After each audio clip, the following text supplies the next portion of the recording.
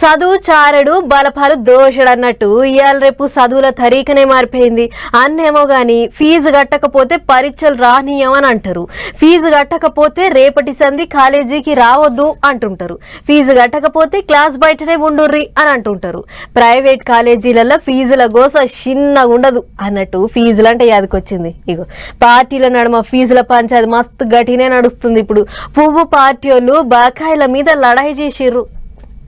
వెనకట ఏ చెట్టు కింద ఊకొని చదువుకున్నా మంచి పనోళ్ళు అయ్యేటోళ్ళు. కానీ ఇప్పుడు చదువుకునే రోజులు కావు, చదువుకునే రోజులు. బడి ఫీజులు కట్టకపోతే పొలగాళ్ళను అయ్యేవాళ్ళను పీల్చి పిప్పి చేసే రోజులు. అందుకే సర్కారు వాళ్ళకు ఏగస్ పార్టీ వాళ్ళకు నడమ ఫీజుల పంచాయతీ గట్టిగా అవుతుంది. ఫీజు రియంబర్స్మెంట్ బాకీలు ఎప్పుడు ఇస్తారు ఏం కథ అని పువ్వు పార్టీ వాళ్ళు పెద్ద పంచాయతీ మోపు చేసిళ్ళు. రాష్ట్ర పెద్ద రామచంద్రరావు సారు దీక్ష కూసుండు. ఓ దిక్కు పర్మిషన్లు లేవని పోలీసు వాళ్ళు చెప్పినా సరే సార్ వెనకకైతే తగ్గలేదు. విద్యార్థులకు న్యాయం చేయడం అనేది ప్రతి ప్రభుత్వం ధర్మం అది. కానీ ఈ ప్రభుత్వం విద్యార్థులకు ఇచ్చినటువంటి ప్రామిసెస్, ఈ విద్యార్థులకు ఇచ్చినటువంటి వాగ్దానాలు, స్కూటీలు ఇస్తానన్నారు, అబ్రాడ్ పోవడానికి డబ్బులు ఇస్తా అన్నాడు, స్కాలర్షిప్ పెంచుతా అన్నాడు, సమయానికి ఫీజు రియంబర్స్మెంట్ చేస్తా అన్నాడు. ఇవన్నిట్లో కూడా వైఫల్యం చెందిన ఈ ప్రభుత్వం, ముఖ్యంగా రేవంత్ రెడ్డి గారు విద్యామంత్రి కాబట్టి విద్యా మంత్రి గారిని రాజీనామా చేయాల్సిందిగా ఈ రోజు మీ అందరి ముందు తెలియజేస్తూ, ఫీజులు కట్టకపోతే పొలగాన్లు ఎట్లా చదువుకుంటారు అన్నట్టు గరం అయిండు సారు. రాష్ట్రంలో ఉన్న కాలేజీలన్నీ తిరిగితే 5 లక్షల మంది చదువుకునే పొలగాన్లు సర్కారు వాళ్ళకి వ్యతిరేకంగా దశకతులు చేసిండ్రట.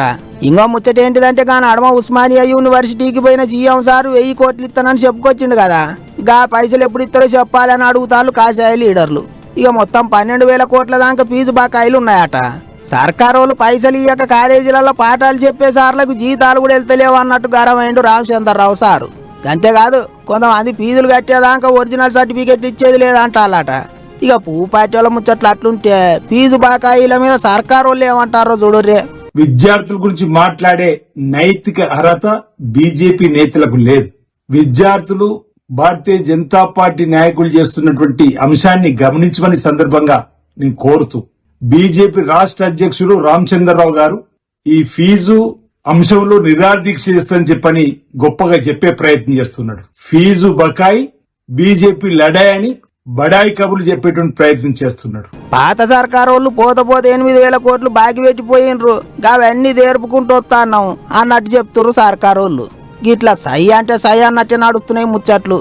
సరే ఇక సార్ల ముచ్చట్లు ఎట్లున్నా సరే జర చెప్పన బాకీలు కట్టి సర్టిఫికెట్లు ఇప్పించే ఎవరని చెయ్యరు సార్లు అంటారు చదువుకునే పొలగాన్లు.